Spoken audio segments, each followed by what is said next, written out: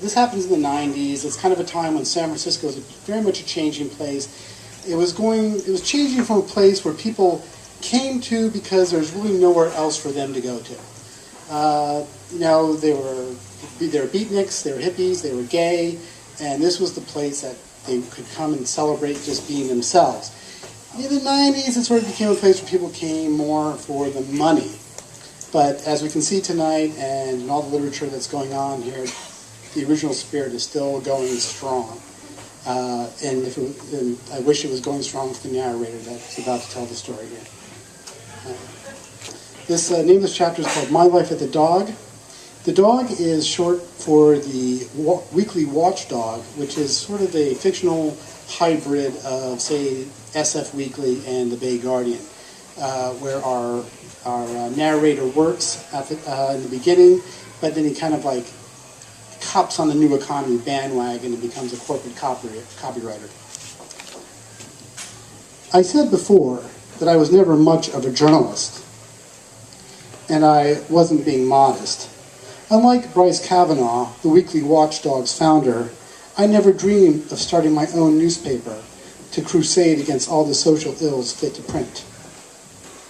Unlike Curtis Del Mar, who graduated from the Dog till the LA Times, I couldn't smell corporate wrongdoing and political malfeasance from 3 counties away. And unlike David Borstein, the city desk editor, I didn't thrive on digging through stacks of courthouse files with the uncanny certainty of a truffle-smelling pig. Still, I contributed to the good fight in my own way, because I could write circles around every one of them. For all their ideals, intelligence, and grit, none of them could put together a clear sentence or organize a paragraph to save their lives.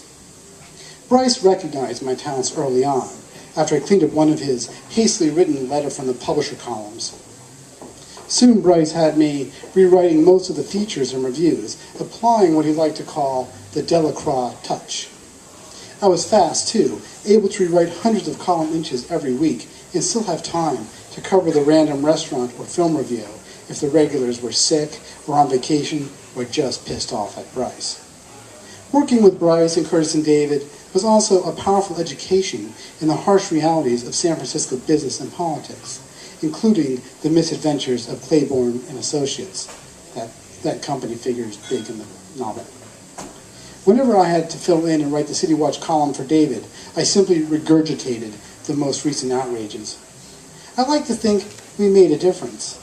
Over the years, the Dog's investigative reporting caused several public officials to resign and helped strengthen the sunshine laws that make the municipal decision-making transparent. At the very least, we like to think we kept the bastards on their toes. The paycheck barely covered rent, but the hours were short. I made up the difference by working second jobs. At first, I bounced around, working as a waiter, bike messenger, and temp, back and forth, until I settled into a reliable cycle of catering gigs, mostly bartending at weddings and corporate events. In the end, the money was enough for a young man to stay alive in San Francisco and have some fun. And in those days, it was all about the fun. This is not to say I didn't call myself a journalist, especially if I found myself sitting next to a cute girl at the Albion or Night Break on a random Saturday night. I would shout over the music that I was an indie journalist for the city's leading arts and entertainment rag if she seemed doubtful. I would grab a convenient copy, the Dog being stacked in every corner in town, and leaf over to the masthead where I would pin my thumb to my name, Tommy Delacroix, contributing editor. It never failed to impress. And just because I was an impoverished writer, don't assume I was a cheap date. Au contraire, mon frère. Over the years, I treated my female companions to hot air balloon excursions over Napa Valley with complimentary champagne, weekend getaways to hot springs from Big Sur to Wilbur, and more day cruises than Jack London could shake a whiskey bottle at. We dined at restaurants ranging from upscale places like Olivier's and Boulevard to hip joints like Western Sushi and Donafa's Kitchen. We danced backstage at major concerts and sat in the best seats at Intersection of the Arts, Artist Video Annex, and Theater Artaud. Best of all, this lavish lifestyle didn't cost me a dime. Bryce tried to make up for the dog's miserable wages with comps, coupons, taken in trade for advertising.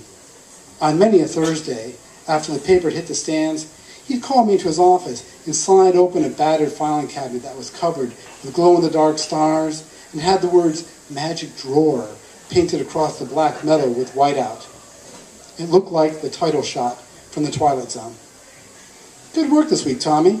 Looked like you could use a little shiatsu and maybe a good soak over at Kabuki." He'd scratch his beard and reach in again. "Why don't you take these Bruce Hornsby tickets? You deserve it." He kept the comps locked up like bearer bonds, but once the drawer was open, he handed them out with the abandon of a coupon hawker on Telegraph Avenue. Concerts, shows, and lots of girls everywhere. Good times. At least until the new economy came along and fucked up everything. When I moved to San Francisco in the late 1980s, the coolest job in town was being a bike messenger. Yeah. Those daredevils who dart like dolphins through traffic on their fat-wheeled bikes, radios and pagers bound in black leather and clipped tight to the straps of their messenger bags, fueled by hydroponic proj and home-brewed bee-pollen smoothies, they dressed in bike messenger chic, a style that borrowed equally from Mad Max and Flashdance. You remember, post-punk studded rags with sleeves cut off and baggy pants chopped below the knee to avoid getting tangled in the sprockets. Wrap-around shades and fingerless biking gloves, yeah. Helmets, no. They sauntered in and out of the most powerful business and law offices on the West Coast, leaving the receptionist all aflutter with a playful wink and smile. I know, because I worked as a bike messenger for 2 months. I sauntered, I strutted, I flirted, but when the cold rains came, I couldn't find restaurant work fast enough. Character development. 10 years and one new economy later, bike messengers were reduced to grimy scum with about as much chance as getting off his poon as a homeless guy. Talking perception, social perception. The new coolest job in town? Being a web designer, or God help us, a marketing associate at a high-tech startup. To add insult to injury, these dweebs carried their laptops in messenger bags. Designer messenger bags. In the new economy, it was all about fortune. Fun was squeezed in on the weekends and often required expensive accessories like Air Jordan sneakers or a Gary Fisher mountain bike with a shock absorber fork. Indie journalists fared only slightly better than bike messengers. We retained a respectable level of prestige, but rent soared and all the pretty girls were getting scooped up by the techno preppies and their low-end starter BMWs and Acuras. Guys with 401k plans and stock options who could pay for a meal with wine without having to leaf through a sheaf of dog-eared comps. Worse still, some of these clowns were banking serious coin, writing for internet startups and tech companies. Writing, I knew, because I would overhear them talking about uploading their content as I poured champagne at their weddings and office parties. And if these hacks could make a good dollar, what was I waiting for? Maybe I'd fought the good fight long enough. Maybe it was time to start getting paid. Thank you very much.